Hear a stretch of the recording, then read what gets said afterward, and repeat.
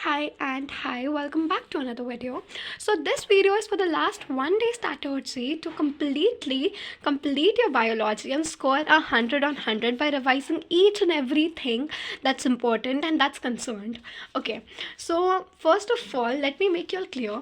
This is the subject which can easily give you a straight away 100 on 100. तो ये आप लोग के ऊपर है कि आप लोग बाकी सब्जेक्ट के लिए स्ट्रेस लेना चाहते हो, फिजिक्स केमिस्ट्री मैथ्स के लिए, या you want to give your best in biology and score your dream marks in this subject. Okay, तो biology is quite very easy. अगर आप आज भी स्टार्ट कर रहे हो रिवाइज़ करना तो आप कल सुबह तक ईजिली सब कुछ कर लोगे. ठीक है, माई सजेशन विल बी कि आप हर चीज़ को 2 या 3 टाइम्स लर्न और रिवाइज़ करो. अगर आपने नहीं भी किया है, हर एक चैप्टर को आपको मेक श्योर करना है कि आप 3 बार करो. ठीक है, आई नो आप लोगों को इट साउंड्स कि ये बहुत टफ होगा, बट इट्स नॉट एक्चुअली. ठीक है, लाइक देखिए, बायो में कोई भी चैप्टर आपका हाफ एन आवर से ज़्यादा नहीं लेना चाहिए. ठीक है, एंड इसमें अगर आप 8 आवर्स दे दोगे एक बार पूरे अच्छे से पढ़ने में, लर्न करने में, आपने 8 आवर्स दे दिया तो आपको रिवाइज करने में ज़्यादा से ज़्यादा 4-5 घंटे लगने चाहिए. And for your exam, last exam जब आपने पढ़ाई नहीं की है, you should give 12 to 16 hours to completely revise. आप एक बार अच्छे से कर लो 8 आवर्स लगा के, उसके बाद यू कैन गिव 4 या 3 घंटे में भी आप पूरा रिवाइज़ कर सकते हो 2 बार. एंड एक बार सुबह जाने से पहले ज़रूर रिवाइज़ कर ले, सुबह उठ कर बायो. ठीक है, इससे आपके 100 on 100 पक्के हो जाएंगे एंड दैट्स माई गारंटी. ठीक है, तो आपको कैसे पढ़ना है, I am going to teach you all that. तो कोई भी चैप्टर अगर आप बुक से रीड कर रहे हो, you have to read the entire chapter according to the syllabus. ठीक है, या फिर आप वेबसाइट पे एग्जैक्ट सिलेबस आप निकाल सकते हो कि क्या क्या टॉपिक्स है जो आपके एग्जाम में आने वाले हैं, and just learn it as it is. ठीक है, जैसे यहाँ पे दिया हुआ है cell cycle interphase and mitotic phase, तो मैंने स्टार्टिंग से ऐसे ही पढ़ा है. तो आप ये निकाल लो सेल साइकिल वाला and just learn it out. ये वाला पार्ट आप पूरा लर्न इट आउट कर जाओ. ठीक है, एंड अगर आपसे हो पा रहा है तो आप, वैसे तो 2024 में कुछ भी डिफरेंट नहीं था, बट अगर कोई भी टॉपिक ऐसा होता है जो नया ऐड हुआ है तो वो 100% है कि वो आएगा ही आपके ICSE 10th में, तो आप उस पर फोकस ज़्यादा कर सकते हो.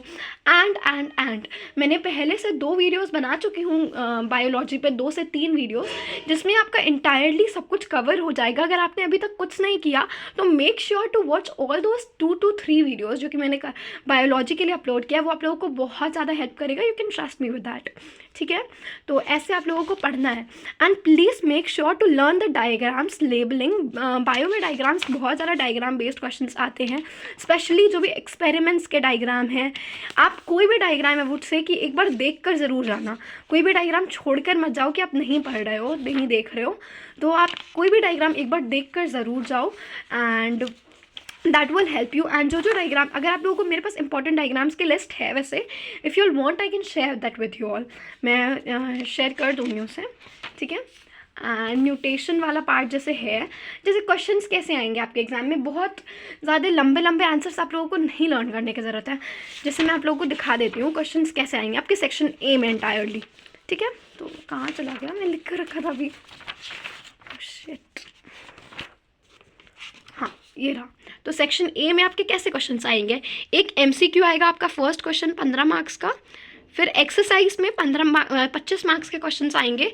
ए होगा आपका नेम द फॉलोइंग, बी होगा arrange, fill in the blanks, then odd one out, match the following. या फिर ऑड वन की आउट की जगह पे सीक्वेंस भी हो सकता है एंड सीक्वेंस वाले की जगह पे ऑड वन आउट.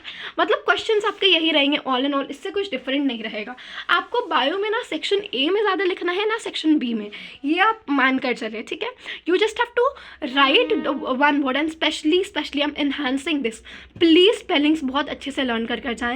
स्पेलिंग्स में आपका बायो ही एक ऐसा सब्जेक्ट है जिसमें पूरा मार्क्स कट जाएगा, because you can't get any marks for your wrong written term, क्योंकि ये पूरा सब्जेक्ट ही आपका जो ऑब्जेक्टिव बेस्ड होगा. आपको सेक्शन बी में भी आप देखेंगे आपको ज़्यादा कुछ लिखना नहीं होगा, you just have to write 1 or 2 sentences more and more.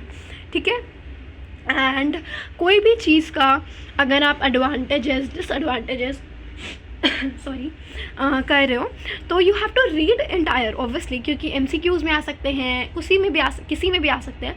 But अगर आप लर्न कर रहे हो तो आप 1 से 2 याद कर सकते हैं, advantages, disadvantages, conditions and all of that. I am not well actually, that's why. Okay, coming back to, आप ये वाले चैप्टर्स के लिए मुझसे बहुत ज़्यादा पूछ रहे हो कि आप फोटोसिंथेसिस में अगर आपने कुछ भी नहीं किया है ना, तो I will say start by learning all the experiments. आप सारे एक्सपेरिमेंट्स से स्टार्ट करो, ठीक है, बहुत अच्छे से हो जाएगा। अडेप्टेशंस लर्न कर लो, ये आता है एग्जाम में, ठीक है। फोटोसिंथेसिस बहुत अच्छा चैप्टर है, आपका क्वेश्चंस इससे आता है, उठ जाएगा आपके काफ़ी अच्छे मार्क्स इससे। एंड फिर ये चैप्टर से उतना मार्क्स नहीं आता, but it is very easy, you can just memorise it. आप आधे घंटे में इसे लर्न कर सकते हो, ठीक है। दैट्स माई पर्सनल एक्सपीरियंस, मैंने इसे आधे घंटे में ही किया था। So you can learn it entirely in half an hour. Okay, now coming back to circulatory systems and all this, ये आप लोगों को थोड़ा टफ लगता है, एंड इसके लिए आप लोगों को एक्चुअल में वीडियोस पे जाना पड़ेगा। You need to understand the chapter. ये सारे चैप्टर्स में ह्यूमन एनाटॉमी एंड फिजियोलॉजी में आप क्रिस्प निकाल कर देखो, क्योंकि आप देख सकते हो आपके स्कोप ऑफ सिलेबस में भी कैसे क्वेश्चंस दिए हैं। Concept of systole and diastole, concept of double circulation, ऐसे क्वेश्चंस आएंगे। जो भी होगा वो कंसेप्ट के बेसिस पे होगा, बट आर्टरीज, वेन्स, वो सारे आपके दिमाग में होने चाहिए, कौन से कहाँ से निकलते हैं वो सब एकदम क्रिस्प कर लो अपने दिमाग में, ठीक है। I will say you can watch lectures of ICSE वाला, and you can also, I am suggesting one more channel that is, मतलब उसके अभी रिसेंट के वीडियोस नहीं हो गए, but you can watch it, that's amplify learning, ठीक है। तो बहुत सारे हैं वैसे, तो आप लोगों को जो कंफर्टेबल लगे, बहुत सारी वीडियोस अवेलेबल हैं। सो आई वुड सजेस्ट कि आप ICSE वाला के 1 शॉट्स भी देख सकते हो, जो माइंड मैप सीरीज़ थी उसको भी आप देख सकते हो, वो सब भी काफ़ी इंटरेस्टिंग वे में आपको सब कुछ एकदम क्रिस्प बना देता है दिमाग में। तो मैं भी उससे पढ़ रही हूँ, ठीक है। डायग्राम्स पर मैं बार बार एनहांस कर रही हूँ, प्लीज़ अच्छे से डायग्राम्स देख कर जाइएगा सारे के सारे। एंड फंक्शंस, देखिए आपके बायो में एक्चुअली 3-4 चीज़ ही आपके आते हैं बायो के पेपर में, जो मैंने बहुत सारा पास्ट ईयर पेपर्स में देखकर मैं एनालाइज किया है। वो है terms, diagram based questions, exact location and functions. इससे ज़्यादा कुछ अलग नहीं आ जाता है आपके पेपर में, ठीक है। तो यही सब ऑल इन ऑल रहेगा आपके पेपर में, diagram, terms, exact locations, functions, यही सब, ठीक है। तो आपको ऐसे लर्न करना है।